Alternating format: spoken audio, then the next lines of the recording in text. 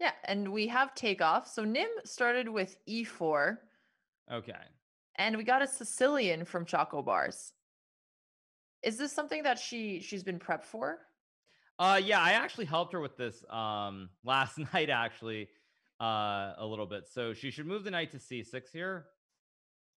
Okay, she To develop the other night? this is Is okay move if she order if she super if she important here? remembers the basics of what she's supposed to do. Um uh-oh. Right, because her bishop isn't trying to go to G7 here. So it seems like Okay. maybe she's mixing up some plans here, and Nim's idea is a lot more straightforward. He's just going for a pawn push right away in the center. Right. But again, I mean, putting the bishop to G7, it's like a strategically worse move, but it's very Mhm. hard to prove why. Right. So I mean, I think it's very important that she takes the pawn here. Takes the pawn and then just develop the bishop to g7. If she can get her king out of the center of the board, I think the game will be quite interesting. Mhm. But again, it's a very tricky position. And like I said, I think both players are going to be surprised very early on in terms of the plans because already even for Nim having developed the pieces, his bishop and his knight are kind of on like this isn't a setup that I think he's probably seen that much. I was gonna say B6, does that make you a little bit nervous? Because it seems like she's not prioritizing getting her king to safety. And if Nim plays this well and tries to open up the center with a move like D5 or E5, she might actually get in some trouble here.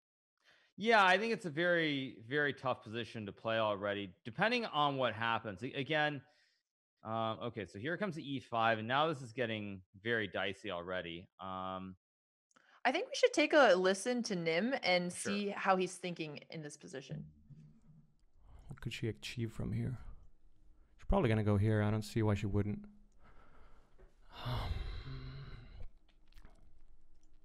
She can't go here with that knight. She does go here. Is he doing ASMR? What do I do? What do I do? What's my play if she goes there? I'm gonna increase the volume. Oh, yeah. This, for sure. She goes there, I go there. Oh, she went back. She went all the way back. That's really strange. I could go up here now. I Uh-oh. could go up here. Any threats? Does she have any threats on me right now? She doesn't. If I go here, obviously her queen's in trouble. And she can't take the bishop back. This bishop could I'm gonna always add the return arrows if she he's chooses to talking push about. pawns. Hmm. All right. That has to be the play. That has to be the play. If she takes this, I'm in good, obviously in really good spot. I've already got a minute on her. She's not going to do that. She's going to probably, wait, no, she has to, what's she going to do? She's going to go here, I think, which is kind of good for me because she loves taking the bishop here. So now I'm forcing her out of her comfort zone immediately. She could also move up her queen to a spot like here, which, okay, this cannot be the right play. How's this right? Ooh. Hold on, if I take here, she's going to take here, and then she takes, hold on, I take here.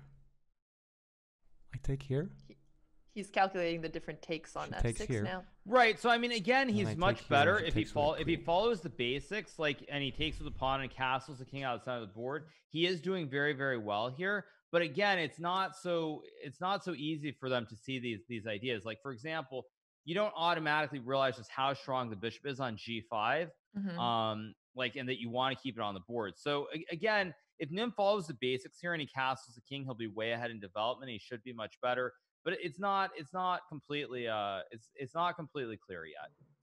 Right. And so here, hard moves for him to see would be something like bishop h4, keeping the tension. But the most natural move for him, e takes f6, is also one of the best moves here. So it's an easy position to play, I think. Right. So e takes f6 is was it played? Yes, he just made it. Okay, so now knight takes f6, of course, good move. And this is where I think this is where if Nim pushes the pawn to d5 or castles the king, he's significantly better in the game, but it's not it's not completely clear yet. Right, because he has a lead, but the lead that he was able to get was very much by going for natural, intuitive opening basics, and then it's going to become a lot more difficult to finish off the execution. Right, exactly. So d5 looks really scary here. I mean, I guess it's straightforward to think about the ideas for Nim here. What do you think Choco Bars can do to get out of this? I mean, I think it depends what Nim does. I think Nim needs to play a good move that isn't forcing an obvious move. So, for example, a move that's very He flash just would be made Queen e2, by the way. Okay, so now, of course, this is a move that, I mean, it's still very, very good for white, but there are some issues potentially where black can get the king out of the center now. So even though it's much better, you have to find the right moves. And this could actually go the other way pretty quickly if Nim doesn't find the precise attacking moves in this position. Right, because even if he continues with d5 here, she's going to get her king to safety. She's losing the pawn, that's for sure. It's not a fantastic position, but the number one priority is to not get checkmated out of the opening here. Right. And actually here already, okay, so she has to castle, which I think she will do. Very good. So okay, so this is where Nim has to play d5. If he doesn't push the pawn to d5 here, I think actually Nim might not even be better here. Right, because then she'll be able to push d5. Yeah, basically he is to play d5 or pawn takes pawn. One of the two moves, and he should be winning the game. If he doesn't play either of those moves and she gets to put her pawn on d5, I think black might be better. So it's very tricky here. Well, he did just make d5, so he saw that idea. And now it's a really tricky position for her. If she takes back, bishop takes is going to attack the king and the rook, and he'll be up, quite a bit of advantage here. He's also threatening to take on e6, which would not only win a pawn, but check the king and the queen at the same time. So a move that makes sense for her, like king h8 to get out of the threats, is so hard to see. Yeah, king h8 or queen e8 are really the main moves. I mean, the problem here is that I think the natural move for a lower ranked player is to play something like pawn takes pawn or rook to e8. And you predicted it, so rook e8 on the board. So now the problem here is that after pawn takes pawn, I think at this level, king h8 is a borderline impossible move to see. Right. Maybe you can play it, but it feels like a really, really impossible move to find. And can you explain why that's so hard to find for beginners? Because one thing beginners want to do is they're looking to develop their pieces like as fast as they can. So they're looking to develop or make captures, exchanging pawns, or make the even trade. So I think it's very hard for them to play like a quiet move like king to h8 here. Oh no! Yikes! Yeah, this is looking tough. All right, well, let's listen to Choco and see how she's thinking through this very hard situation. We're about to bring her on, her audio on.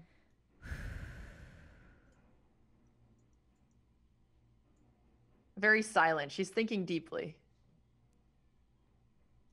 And actually, I think we have her pulled up now. Oh no. It was the natural move that Yeah, I mean, this was kind of the problem is that it's too... King h8 is just too hard to find. And actually, it's the only move where maybe you're only... you're not just going to lose the whole house. Because if you move like the queen or something, white will move the pawn and you lose everything. So at least it's a queen for a rook. So maybe there's a small chance still. And Nim is being very slow here, by the way, which is also worth noting. Am I crazy? Oh my god, I feel crazy. I feel crazy. Okay, fine. Okay. Ah! Oh no. It's still, but I mean, you can still play rook takes rook, so... Yes, it's not so bad. Well, I mean, it's very bad. It is bad, but it's not over. Sorry, let me correct myself. Yeah, I mean, I think, again, the realistic best... That's really bad. That's really bad. I don't want to be here anymore. That's so bad. That's so bad. That's so bad. Okay. Can I? Hikaru, she took the words out of your mouth. Yeah, I mean, that's literally my catchphrase. I do not know. Exactly. I do not know. Oh my god, that's terrible. And now here, moving the king again is a very hard move to play. So if I trade all of these, probably gonna take I could just run, move. but then he's just gonna eat. So maybe I just take at this point because I'm in check. Oh my god, my queen! He just ate it. And then I'm still in check though. How can I remedy this situation? Like, if I run, then he eats, then I eat. But if I take, then he eats, then I'm still in check. And this queen is closer in my face. I think I run. But which way? I don't know which way. I don't like being in the corner. Oh, I hope I'm not trapping myself. Oh God. Okay, yeah, queen. this is Milady, yeah, I'm this is pretty sorry. rough. However, they're getting lower on time. Okay. Well, we just muted her again now, so yeah, Nim is taking his time, but he's only a minute down. That's not really enough of a time disadvantage to make me feel like there's chances here. Yeah, I mean, I think the question is, can Nim find a plan that's just winning right away here or not? If he doesn't see like a clean win and he starts using his time, I think there could be problems, like on the clock specifically. Yeah, that's fair. And I guess once Choco Bars, if she somehow survives this and she's able to start developing her pieces a little bit, it's actually, you know, a material imbalance that's better for white, but not that easy when black has so many pieces still on the board used to defend. Right, and the other thing that I realized was that in his previous game against Slicker, didn't Nim also get very low on the clock? I think he got down to like 40 seconds at one point. So so yeah, it is worth noting that Nim does like to think for a long time. Right. Well, hopefully that taught him a little bit of a lesson, although he ended up winning that game, right? Right, but he did get low on the clock. So I mean that is the one thing here that makes it a little bit not so clean for Nim is the fact that the time situation that he's got 4.5 minutes, so he should be fine. But again, the players like to think a lot. They're new to the game, and so therefore the odds of thinking 30 minutes to 1 minute on various moves is can happen quite frequently. And apparently he was down to 10 seconds on one of his games. But if he makes just clean, very simple moves here, just without using like a minute per move, I think he's going to get the W. And what I love about this tournament is you never know when it's over. I mean, I remember watching with you yesterday, Ludwig versus Papa Plata, and we thought there was no chance. And then all of a sudden, all the pieces disappeared, and there were 3 pawns. Right, exactly. Yeah. So I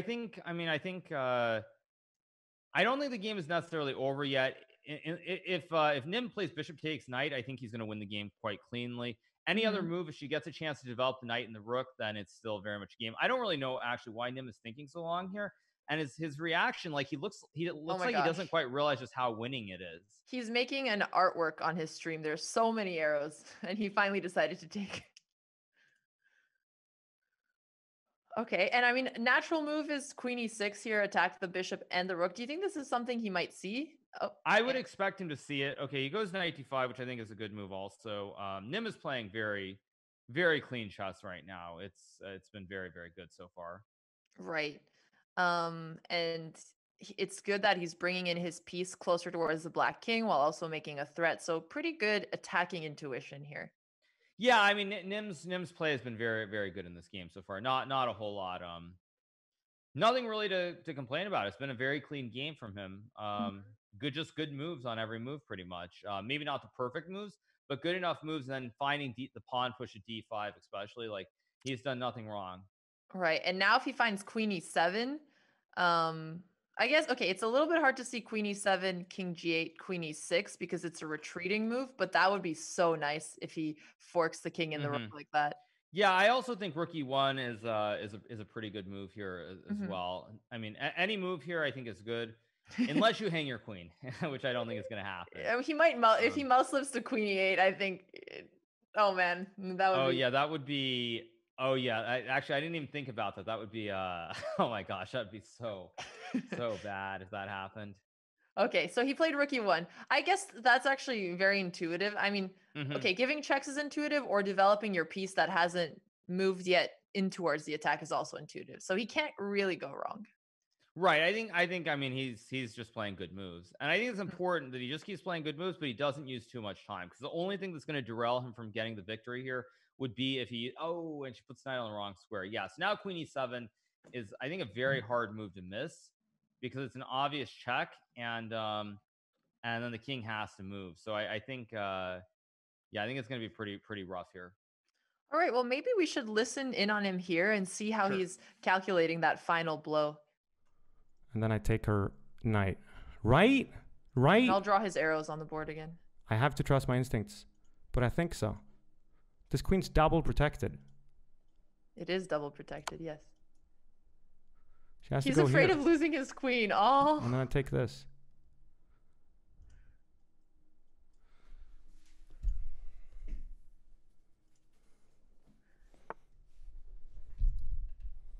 now he sees the knight is hanging. He's hovering over it, taking his sweet time. It reminds me of when kids at tournaments think with the piece they want to move in their hand. Right. I'm scared for sure for some kind of shenanigans. I should probably wait with moving this rook until I've done this. But he's done everything. He's done everything right so far. This. Rook d8 is really the last chance to keep the game alive, to attack. Like getting low on time and then doing like a really dumb thing that allows her to somehow push down. That's like how I see myself losing. So he is aware that he has troubles with the clock. That's good. At least he knows Oh my goodness, his weakness. this is a good move. Yeah, This is but such I a mean, good I move, still but think it's not gonna work now. Okay, she plays rook f8. Okay, that's What does that do? What you going for here? Check. I'm just Check. replicating his arrows, chat. Takes. Go up here. No. Go here. Go here. Go here with the knight. She has to move it. Nothing's threatened. There's nothing that's threatened. If I move my knight up here, that feels right. That feels like a good move to me. She has to move the rook. Fuck, dude.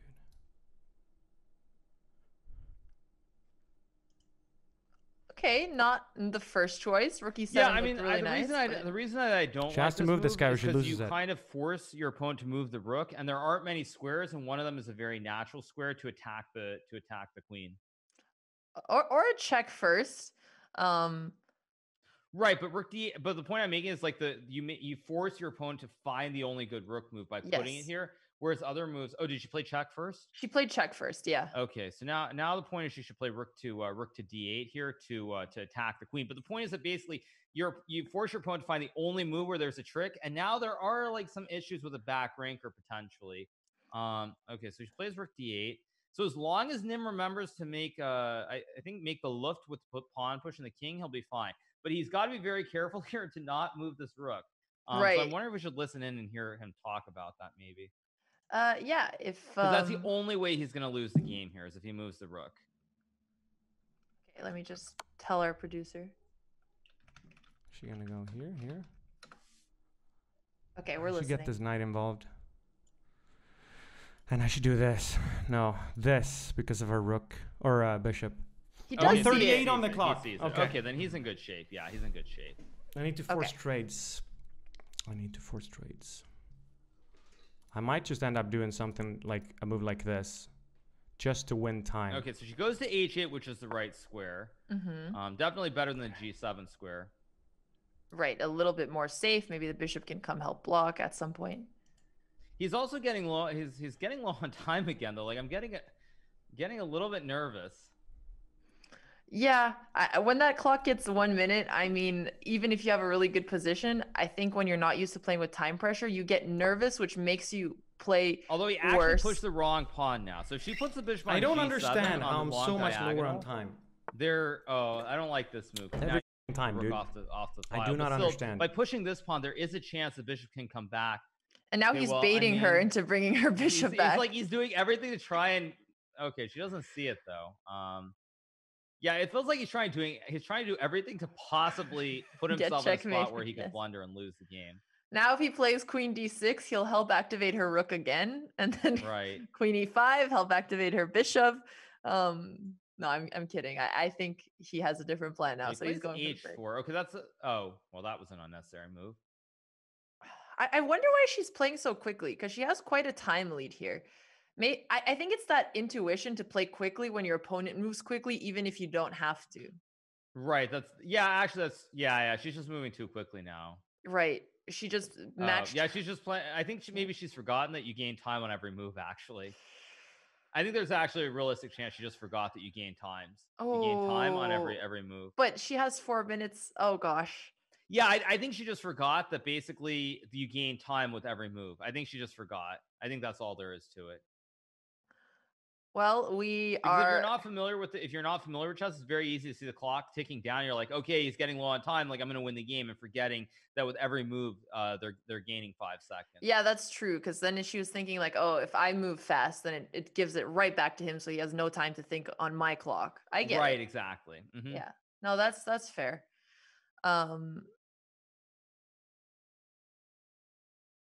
Okay, well, I mean, black doesn't have a lot of really good moves here. There's so many. Okay, the checkmates. Right, and what I would say with Nim is actually Nim has played quite a bit. I saw him make the checkmate against Slicker, so I think he definitely knows the mating pattern here. I would Mhm. say there's like 95% chance that he wins this game here. That he finds Okay, a that clean that checkmate. 5% chance though, Hikaru, that's still pretty high given this position. I guess, yeah, but I mean, like he knows how to mate. He'll put the queen on g5. I think he's definitely seen the checkmate. There you go. Okay. Yeah, he's I starting. told you, it's like there's like yeah, it's very very clean. Hopefully, she'll be tricky. Push h5 here, but then again, he can still do the same thing because she has too many He's pawns. too good. I've seen from the little bit I've seen of Nim, like when he gets these positions where he has a lot more material, he's very clean and he sees the pattern. So there's no way that he's gonna make a stalemate here, especially with all the pawns that are on the other side of the board. And then when you think about the fact that he BM'd Slicker when he started like making all these rooks and things instead of making the checkmate, so he definitely knows how. Oh, is he trying to BM again? No. I think he is because he could have totally made the checkmate there. He's doing it again. But he looks so focused and he's not even talking. Is he's BMing again? He's doing it again. He's totally doing it again. Yeah, he's totally doing it again. No.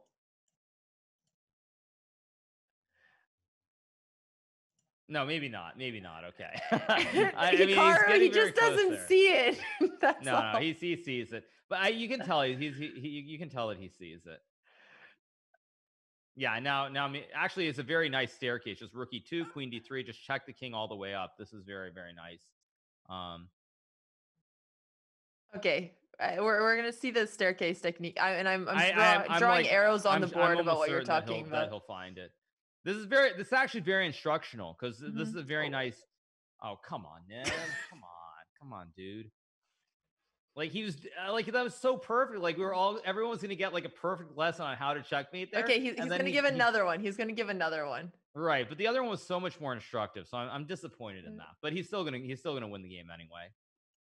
Oh, there you go. See, he didn't go for the maiden one. He's going for this. He's showing off the technique. If he doesn't play queen h6, then it's BM. But nah, I mean it's yeah. There you go. Okay, so clearly he shows more respect to her than he shows to Slicker. Okay.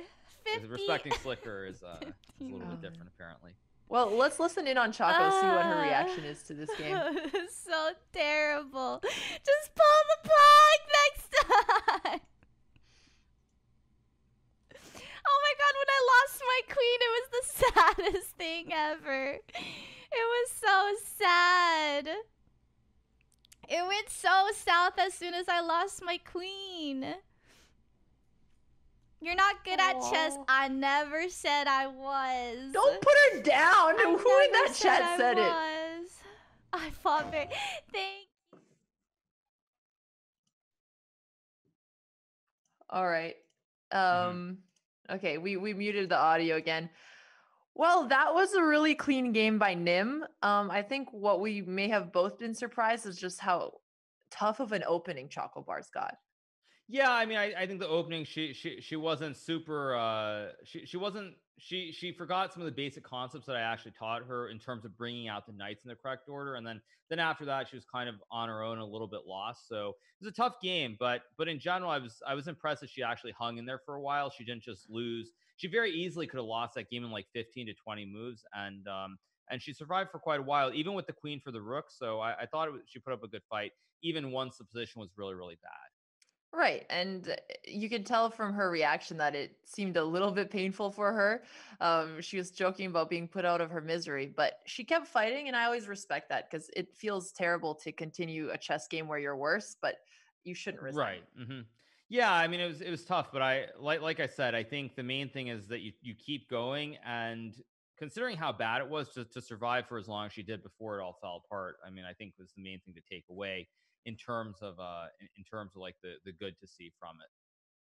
Right. Well, up next, we are going to be looking at the game between It's Slicker and Forsen. We are going to do some post-game interviews as we always do. So we'll take a quick break and we'll be back shortly. We are live with Choco Bars and Nim. Hikaru, why don't you start us off by saying what you thought of Nim's performance this game? Yeah, so I thought you played a great game pretty much from start to finish. Most of your moves were pretty clean, no major mistakes. Pushing this pawn to d4 and then e5 was just very, very good. I think you can see the board on Zoom. And yeah, like queen e2 and castling the king and d5. All this was basically perfect, more or less. There's really nothing that I can critique you on. Perhaps a little bit later, you made us nervous by your time usage and some issues with your back rank I around always your do. king.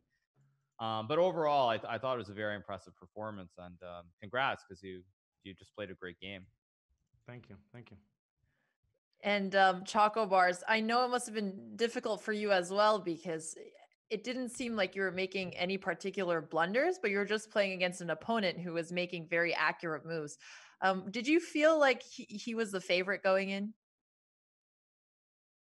No, I think everyone thought I had a chance. I even thought I had a chance too. I think I Correction. made a When I say mistake. favorite, I don't mean he's going to beat you. Just like if you had to pick Oh, one player, he's slightly stronger at least. oh yes, because I'm new. It's been like 2 weeks for me. Yeah, of course. I mean, I don't play chess. Hold on. I don't play chess either, okay? It's been 2 weeks for me as well. Well, is it 2 weeks since you've ever played the game at all? hmm Oh, okay, okay. Fair enough. I didn't even know what a bishop looked like. oh my gosh. Well, how have you been learning so quickly? Can you tell us a bit about your process? I've been watching couple streams, doing couple puzzles. Of course, Hikaru's been helping me. The community's been helping me. I've been seeing like GM Hess in my chat, Gotham Chess coming out to help me as well. And I remember Chiyu offering Mhm. some help as well. Everyone's just been so kind and welcoming, and they just want to help me all the time, and it's great. So I have so many resources to go to. Yeah, absolutely. And speaking of, people who are helping you, Hikaru, do you have any tips you think are the most important from this game? Yeah, I mean, I think what I would say is in terms of important things is just one thing when I've tried to give lessons to all the players is there's certain basics, just basic ideas to remember. So in this game, for example, if you go forward to move 3, I think it is after this pawn comes out, like yeah, this position here was that the basically remembering you want to bring your knight out on the king side and bring your bishop out. But the Mm. whole thing that you need to do first, you need to stop this pawn push ahead to remove this knight or harass this knight on this dark square. So some of the basics perhaps just internalize them a little bit better for the development. But again, overall, as someone who's relatively new to the game, I think most of the things that you did in this game are very good. So just unfortunately, you played someone who's a little bit stronger and a little bit perhaps better prepared. Yeah, absolutely. I mean, learning chess in 2 weeks and competing in something like this is no easy task. So, it's still a very incredible performance. And Nim, how long have you been playing chess for? I haven't. When did this whole wave start? I don't know. I think Hikaru, you watched my first game ever, actually. Maybe you can help me remember, or like the Um, first time I streamed it. But it was, yeah, maybe 2 weeks or so when the yeah, everyone it's started. probably like 2.5 weeks ago, I think. But you did play a little bit when you were younger, right? Yeah, it's not the first time I ever touched a chessboard, but like my experience is the same as most people. Like you learn it maybe somewhere in first grade or something, and you mess around with it, and then you don't touch it ever again. So that's my experience with chess before that. That makes a lot of sense. So I guess on that note, I'm just pulling up a position on Zoom after D5, where there's one move that was super counterintuitive, but might be useful in terms of ideas for both of you guys to know. So do you guys see the board on Zoom? Mhm. Yeah.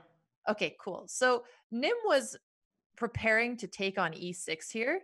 And it's really hard to defend this. So, what Janet played with rook e8 made a ton of sense from a logical standpoint. Your pawn is under attack, you want to protect it. But one other type of idea, and it's like a theme of ideas, it's called prophylaxis. So you basically make Ah, a yes. move that doesn't have, like a direct threat, but you're kind of preparing for what your opponent wants to do in the future. So if you would have moved your king to h8, then, in the future, when the bishop takes, it won't be check anymore and you won't lose your queen. Mm. Okay. And now that you have this in your toolkit, we'll probably see it from you guys in the upcoming games. Okay. Thank you. Maybe, yeah. I think I don't think a lot of people are gonna do a move like that though. Right. I mean, it doesn't have to be a move like King H8. It could be in Right. any kind of position where you need to play a little bit more slowly because there's not direct threats. Mm-hmm. But maybe not. Maybe I'm just off. And Nim, did you feel at all nervous because of your time situation at any point in the game? We heard you talking about it a little. Yes, I did. I always do. I don't understand how. I just look at the time and they have twice my time. I practiced the way, like the first couple of moves. I knew exactly how I was going to do it. And she was dragging on time. And I was like, nice. For once, I'm not behind on time. And then all of a sudden, 3 moves later, I look at the clock and she's like 2 minutes ahead of me. I don't know how it happens. As long as I'm winning, I guess it's good. But Mm-hmm. I mean, my heart's not going to last very much longer at this pace. I got to change something up. No, I- I I have the actually- exact same problem as you. It's like either you take your time and think things through and win, or you're just clocked and you lose Yep. because you're timed out. Yeah, and I think Yeah. for my thing, I should have taken more time to like think and do things. Well, yeah, but I felt like you played in. There was some position where like you had both your rooks still, and you were way ahead on time. And I thought you did like I felt like I couldn't reach you really. You did a pretty good job at like defending, and at the same time, Ah. yeah, and at the same time, as soon as I made some kind of attempt, you immediately like saw it or you played it really fast. So I never had any chance to think during your turn. So that was like a really critical moment. I don't remember what ended up happening, but I ended up getting a piece from you eventually. But Yeah, at right that there. point in the game, so one thing that players often do is when their opponent starts playing faster, they react by playing faster themselves as well. But I think what would have helped Janet a lot, Janet, you had 4 minutes when he had a minute, so you were really up on the clock situation. And when you started playing quickly, you made a lot more mistakes than before. I Mhm. think one thing that would have helped is you can continue to take your time when your opponent is low. I know they can think a little bit more on your time, but usually it's a better strategy. Otherwise, you also start playing inaccurately. Okay, thank you. Yeah, next time. Or Hikaru, if you have any thoughts on Yeah, that, I was please going to chime add a in. couple things here too. I was surprised at this point when you had 4 minutes against 1 minute that you started moving instantly. So that was the first thing that kind of surprised me. But then also, I wanted to add something. So, like Nim, in this position, or maybe the next move, you push the pawn in front of the king ahead 1 square. Mhm. What you normally want to do when you're trying to create a square from the king is actually push a pawn on the very side of the board. So, like push the pawn up 1 square from on this A line. Because what could have happened is when you push the pawn to B3, black can go bishop back 1 square to G7. And I'm And putting now, these like, on the if- board. Yeah. And Yeah. now if you ever move the rook, your king actually gets checkmated because the bishop covers this. diagonal. Oh, yeah, that's good to know. See, I thought I was being smart because she had a dark square bishop. So I thought I'll put every pawn on a light square and you can never touch them. Because that was my only concern was that I've heard everything about her sniper bishops. So I didn't want to like lose track of what was going on all across because I saw that she had that open diagonal. But, That makes sense because in a lot of endgames, when you're playing against a dark squared bishop, that's what you do with your pawns to not have them removed. But usually, when it's in terms of king safety, you also want to think about like what squares you're weakening. So if there's a dark squared bishop, you usually don't want to. You want to keep the dark squares under the control of your pawns. That makes sense. But we'll know that for the future. So I mean, moving on, Chocobars, is there anyone you're excited to play against in the tournament? Oh, you gotta beat Slicker. Slicker, yeah. Yeah, I need to beat Slicker. I'm really excited to play against Slicker. He's funny, really troll. I hope he blunders when he's like winning. Like it's similar to your game, Nim, when he starts dancing. Yes, in the background. it's a very satisfying victory. Yeah. He's So I gonna hope think- that happens. He's gonna think he has you in the start, especially with your style, and then you're just gonna come back strong. You got it. And Nim, you're going to be playing Forsen. Any words about that? Frozen bags are going to melt. I don't know. I'm coming at you hard, Forsen. I'm really looking forward to that game. I know that I'm going first, which feels very good. If he wins tonight, I guess we both advance no matter what. But I'm not gonna let that matter at all. I'm gonna give it my best, and yeah, I think a lot of people are very excited to see how that's gonna go, myself included. Absolutely. Well, thank you so much, Janet, Nim, for being here. Good luck in the future matches. Thank you. Thank you.